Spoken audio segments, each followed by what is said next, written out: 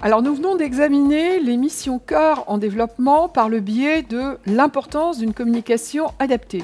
Et maintenant, nous poursuivons sur ces missions cœur en développement. Sur ce thème, êtes-vous toujours intéressé? Eh bien, restez avec nous.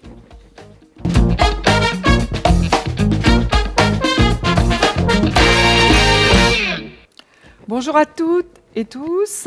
Bonjour Jean-Xavier Lichelet. Je suis heureuse de poursuivre avec vous les causeries. Et cette fois, je vous propose d'échanger au cours d'une nouvelle causerie, la causerie 7, sur le thème « Les recrutements BOE, marqueurs d'une politique volontariste de l'employeur ».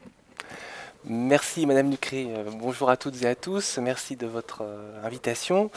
Et donc comme vous l'avez évoqué, nous avons déjà exploré dans une première mission cœur la partie communication mise en œuvre par les correspondants handicap dans leurs organisations. Et là nous allons poursuivre cette exploration parce qu'il n'y a pas qu'une mission cœur, il y en a trois, recrutement et maintien et parcours professionnels. Et donc là on va vraiment s'intéresser sur le thème des recrutements BOE en tant que deuxième mission cœur des correspondants handicap. Alors justement, il y a une première question qui me vient à l'esprit.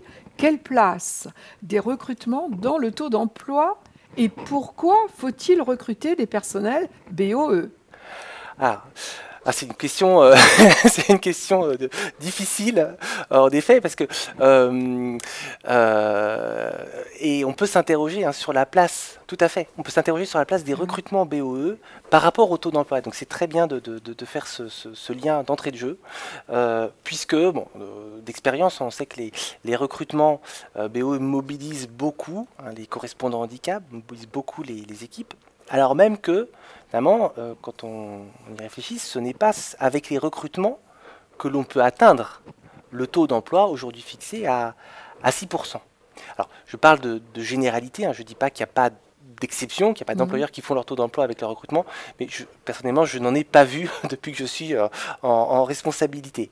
Voilà. Et donc, tout simplement parce que la plupart des handicaps apparaissent au cours de la vie, nous le savons, et donc ça sera l'objet aussi de la causerie sur le maintien et les parcours professionnels. Voilà, et donc du coup, on peut se poser la question un petit peu iconoclaste de, dès lors, ne faudrait-il pas mieux développer les missions cœur 1, communication, et puis la mission 3, maintien et parcours professionnel, par rapport à la mission recrutement? Et donc je vais tout de suite vous répondre, évidemment que non. Je vais rassurer tout de suite, puisque bien évidemment, d'abord parce qu'il y a des handicaps de naissance, et qu'il faut aussi ouvrir des perspectives d'emploi à tous. Oui. Donc ça c'est, je dirais, le premier argument le plus facile, le plus simple, et qui est effectivement très important. Mais indépendamment de cela, et vous l'avez dit dans les propos introductifs, le recrutement BOE, il est très intéressant par ce qu'il représente. Il montre la vitalité des recrutements, il montre la politique volontariste de l'employeur en la matière.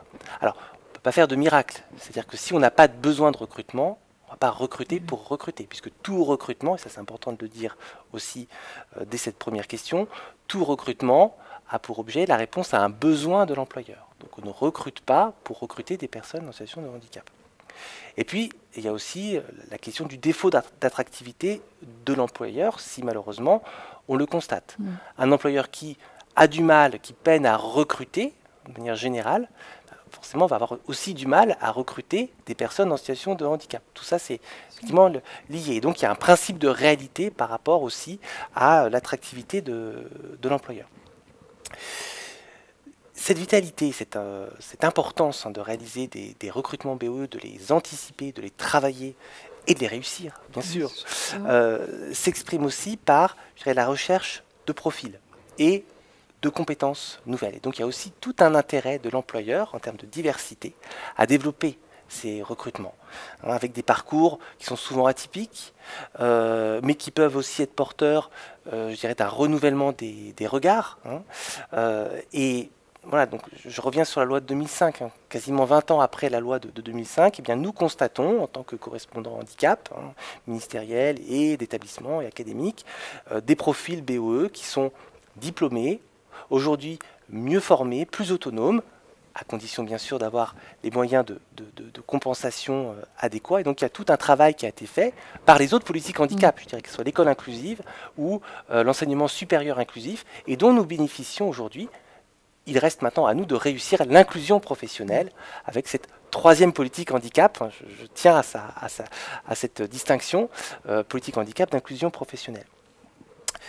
Par ailleurs, il y a aussi des évolutions du marché du travail, avec une professionnalisation accrue des acteurs institutionnels et associatifs. Nous en avons parlé dans la causerie sur le pilotage de l'obligation d'emploi. Et donc, il y a tout un terreau sur lequel nous pouvons, en tant que correspondants handicap, nous appuyer et qui montre aussi l'importance de l'ancrage territorial. J'y reviens. Voilà. Donc, je dirais qu'au jour d'aujourd'hui, nous sommes peut-être à un moment aussi d'adéquation entre finalement nos offres et puis les profils de personnes qui se présentent à nous. Donc c'est aussi à nous d'aller les chercher et de créer, je dirais, ce cadre, ce lien vis-à-vis des autres politiques handicap, mais directement vis-à-vis des personnes, également pour éviter les ruptures de parcours étudiant vers le parcours professionnel. Alors c'est pour ça que il y a tout un travail qui a été réalisé avec l'enseignement supérieur inclusif, notamment, pour que les personnes en situation de handicap, et puis également leurs référents handicap étudiants et d'autres personnes qui les accompagnent, connaissent mieux aussi nos contraintes, et notamment les voies d'accès à l'emploi public et à l'emploi pérenne. Et ça, c'est important pour nous de le faire connaître. Et donc, j'ai un flyer qui a été réalisé il y a un an et demi, voilà, qui est commun entre la Direction générale de l'enseignement supérieur, la DGCIP, et puis la DGRH du ministère, qui a été réalisé justement pour être adressé aux étudiants, mais aussi aux référents handicap étudiants, et pour mieux faire connaître, je dirais, le foisonnement de possibilités de support de recrutement possible. Voilà, et donc quand on va sur la deuxième page, voilà, ils sont là. Donc, vous voyez qu'ils sont nombreux. Et donc on a bien distingué, parce qu'il y a tout un travail aussi de clarification qui est nécessaire, et on comprend bien que ça soit compliqué de s'y retrouver, mais classiquement, eh bien, on distingue les voies ordinaires, le droit commun, des voies spécifiques. Voilà. Et là, c'est très très important de bien signifier que l'une des voies de recrutement ne prend pas le pas sur l'autre. Une voie spécifique est différente de la voie ordinaire, mais ce sont deux voies qui permettent d'accéder à l'emploi pérenne. Le législateur les a pensées comme telles, et c'est bien des voies équivalentes. Et là, c'est important que nos étudiants en situation de handicap le sachent. Après, sur la partie ordinaire, vous voyez que, je vais du coup effacer pour qu'on y voit mieux, vous avez bien sûr le concours. Rien n'empêche, je dirais, les personnes en situation de handicap de postuler par du concours ou par la voie des contrats ordinaires. Oui. Voilà. Et quand on prend les voies spécifiques, là, vous avez toute une série de voies spécifiques qui apparaissent. Vous avez alors l'apprentissage. L'apprentissage BOE en tant que tel va dans le droit commun, en vérité. Mais il se transforme ensuite en voie spécifique de recrutement pérenne par la possibilité de titularisation des apprentis. Et ça, c'est une voie nouvelle, encore expérimentale dans la loi de transformation de la fonction publique, c'est l'article 91, qui permet du coup à des apprentis BOE, à l'issue de leur contrat d'apprentissage ordinaire, eh bien, d'être titularisés donc, dans le cadre d'une voie spécifique et titularisation directe. Donc c'est la nouveauté de cette expérimentation. Vous avez le contrat à durée déterminée avec une possibilité de titularisation au bout d'une année. Et ça, je fais référence à l'article L352-4 du Code général de la fonction publique, qui permet, après une période probatoire, de titulariser la personne via une commission spécifique. Nous sommes dans l'enseignement supérieur, donc il y a aussi le contrat doctoral, que nous n'oublions pas pour les étudiants en situation de handicap qui voudraient devenir enseignants-chercheurs ou réaliser des doctorats. Et puis, bien sûr, vous avez le stage pour découvrir un milieu professionnel en articulation avec ces études. Il n'y a pas l'article 93 de la LTFP, la loi de transformation de la fonction publique, puisque c'est une voie spécifique, expérimentale, dites de détachement promotion, mais qui concernent les fonctionnaires, donc les personnes qui sont déjà en poste. Voilà. Et donc là, on a vraiment toutes les voies ordinaires et spécifiques qui sont dressées. Simplement, il y a une chose que je veux préciser, d'expérience, on peut confondre ces deux voies. Le contrat à durée déterminée indéterminée et le contrat à durée déterminée avec possibilité de titularisation. Et on a régulièrement la question de personnes ou de correspondants handicap qui nous interrogent pour savoir s'ils peuvent titulariser une personne à l'issue de leur contrat à durée déterminée. Tout ça est une question de support. Si c'est un contrat à durée déterminée de droit commun, alors ça n'est pas possible. Il faut d'entrée de jeu que la personne ait été sur un contrat à durée déterminée prévoyant la titularisation à l'issue de la période probatoire. Ça, c'est extrêmement important. Et voilà. Donc, là encore, c'est une question aussi d'anticipation des recrutements, mais on ne peut pas changer de support en cours de route. C'est une question d'information de la DRH aussi, j'imagine. Voilà, tout à fait, tout à fait. Donc c'est important que les idées soient claires aussi par rapport à ça. Et le rôle du correspondant d'initier cette démarche. Tout à fait.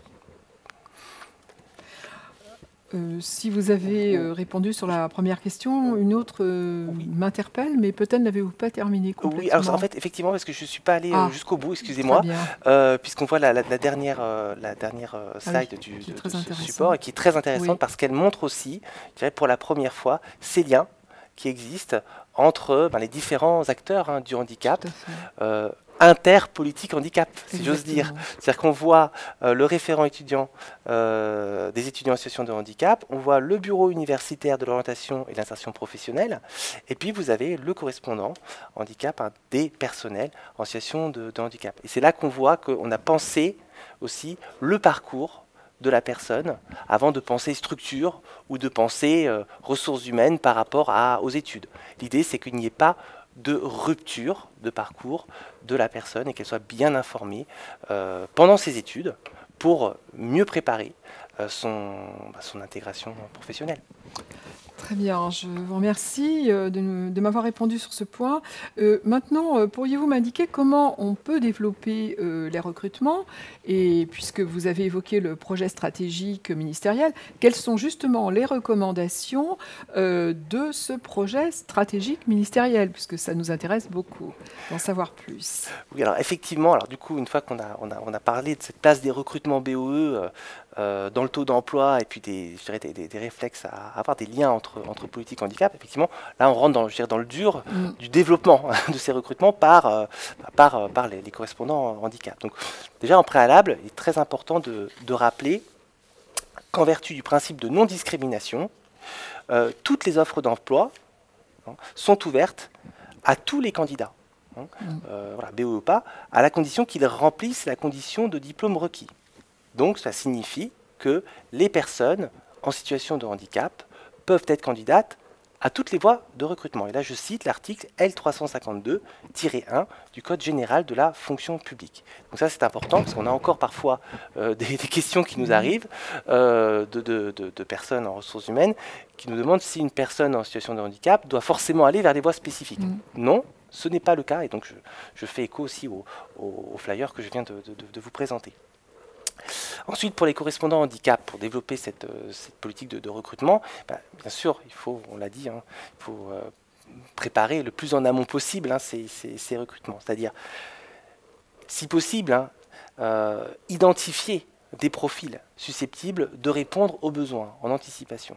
Là, on voit que les voies spécifiques permettent justement d'avoir un accompagnement des personnes, d'aller les chercher et ensuite bien sûr sous forme de communication, tout ça de commission, tout ça est très, très encadré juridiquement, mais de vérifier les aptitudes professionnelles, bien sûr, de la personne. Mais on peut très bien anticiper et aller chercher les profils. Il s'agit aussi de réaliser des campagnes de recrutement, c'est-à-dire d'informer des moments où l'employeur recrute. Alors, on peut recruter toute l'année, mais on peut aussi, donc, par exemple, à l'Éducation nationale, nous avons des grands moments de recrutement. Et tout ça, ça s'anticipe dès les dialogues de gestion. Et c'est là que les supports de recrutement peuvent être ouverts avant la rédaction des arrêtés d'ouverture. Voilà. Donc, d'ouverture de poste. Donc, on voit qu'il y a toute une procédure de recrutement qui est plus ou moins complexe en fonction des employeurs.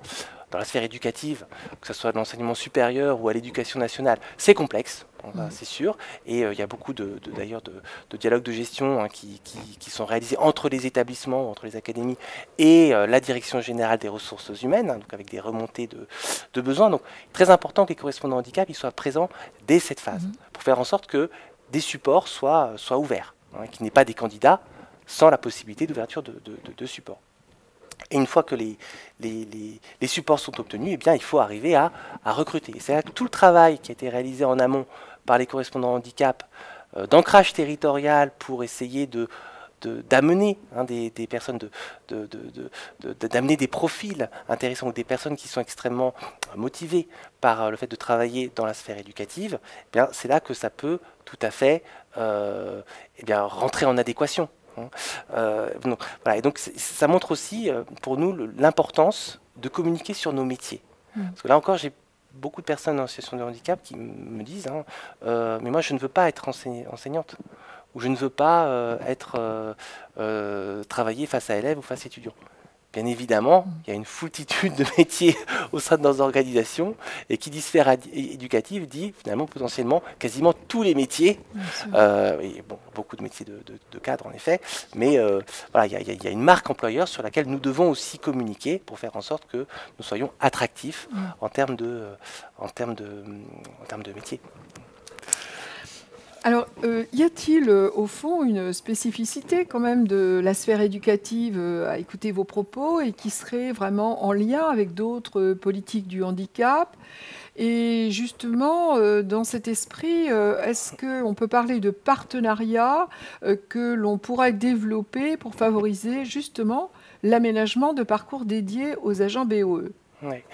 Alors tout à fait, ça c'est une question qui est très importante, et là on est au cœur de, je dirais, ce qui fait la sphère éducative. Je comprends. Pourquoi on a parlé de la sphère éducative en réunissant des univers qui eux-mêmes sont très différents, que ce soit l'enseignement supérieur, la recherche, et puis l'éducation nationale, la jeunesse et les sports. Mais il y a bien une homologie d'approche. Et donc il y a une spécificité évidente à tous, c'est qu'il y a une très forte population de cadres.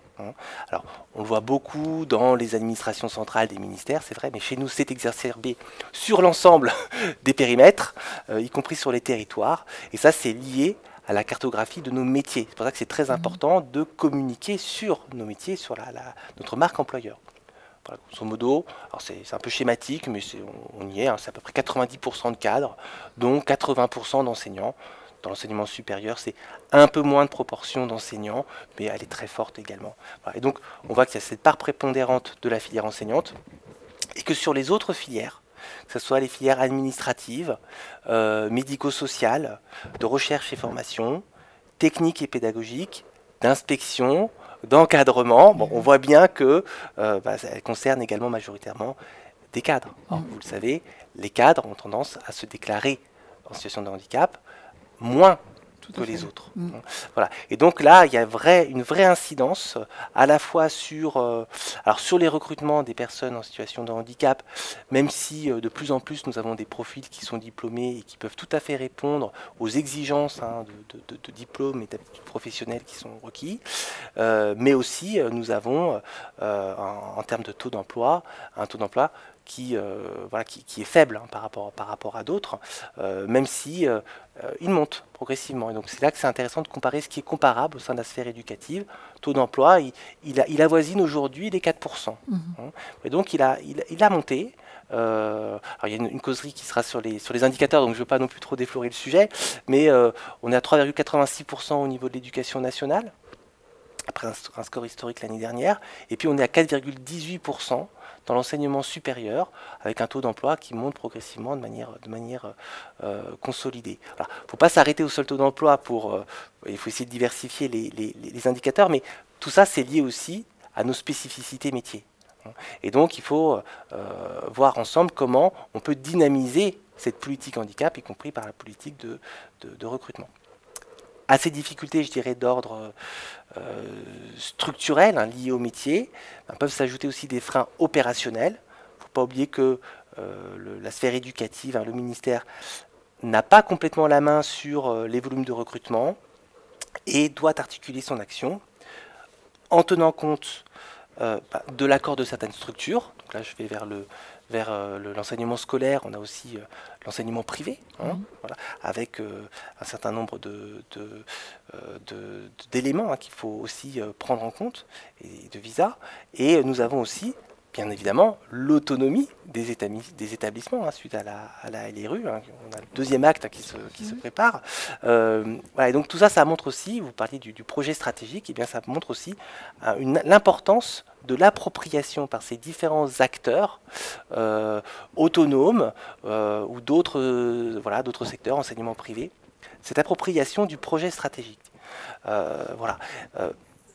Ces constats liés à nos métiers, ces freins opérationnels montrent l'importance d'un travail dans un cadre commun, pouvant être repris par tous les employeurs de la sphère éducative pour justement les lever et fonctionner selon une démarche commune et concertée.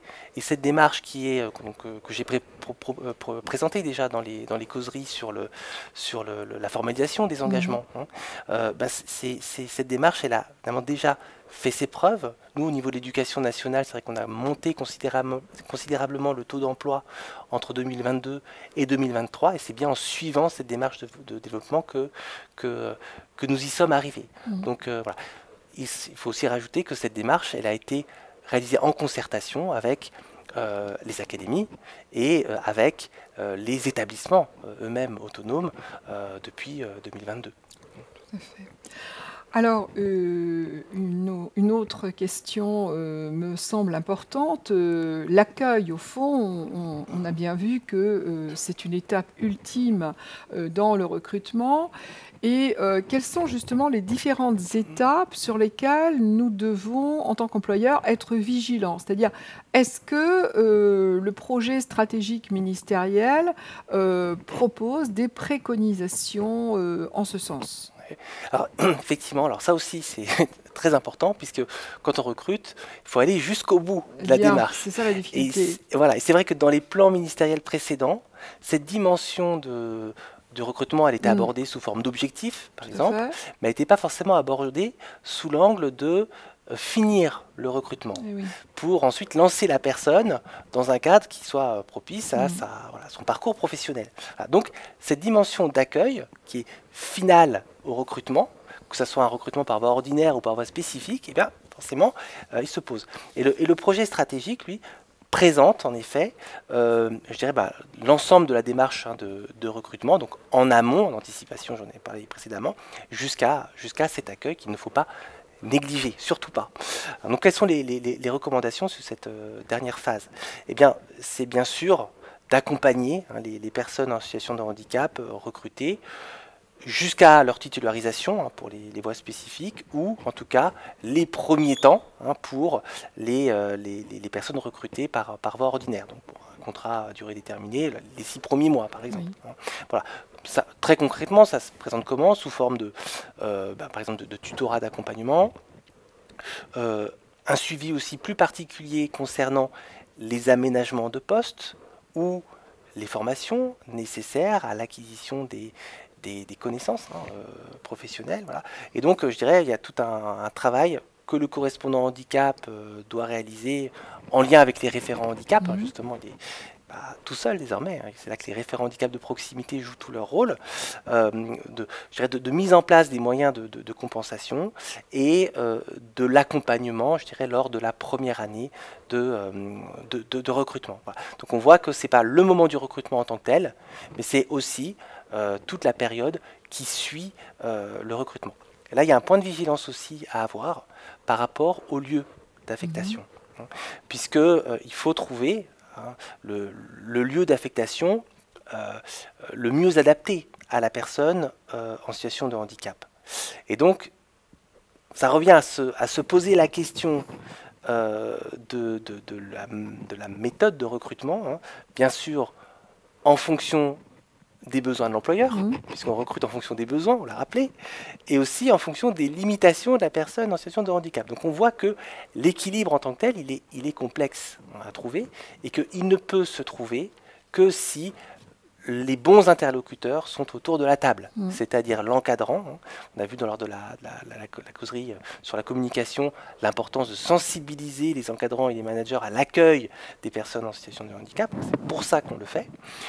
Mais aussi, je dirais, donc, la personne en situation de handicap elle-même et je dirais, le lien avec le professionnel du handicap, le correspondant handicap, le cas échéant, mais surtout les référents handicap qui agissent en proximité.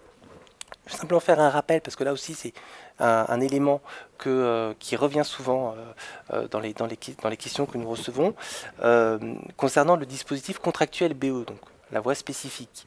Donc c'est l'article L352-4 du Code général de la fonction publique. Eh bien, il ne faut pas oublier que ce type de recrutement prévoit une titularisation de l'agent sur l'emploi sur lequel il a été recruté. Voilà. Et donc, du coup, il n'y a pas de mobilité ou de participation à la mobilité pour la titularisation de cet agent, sauf si, bien évidemment, il le demande. Ça, c'est encore autre chose. Mais le texte ne le prévoit pas. Donc, tout ceci, j'en finirai là, montre, eh bien, je dirais, l'implication des correspondants handicap et des référents handicap, et donc une sensibilisation au moment de l'accueil du collectif de travail en amont, et je dirais aussi une sensibilisation spécifique indépendamment des actions de communication d'ordre général qui auront été réalisées préalablement, précédemment. Voilà, donc ça montre bien sur l'accueil, c'est une phase où on a de manière importante une communication complémentaire, puisque c'est là qu'on rentre dans le concret du recrutement de la personne et de son accueil. Bien, en tout cas, merci beaucoup Jean-Xavier Lichelet pour ces informations, en tout cas, et cette diffusion sur les marqueurs d'une politique volontariste de l'employeur, que sont justement les recrutements BOE. Merci beaucoup. Merci à vous.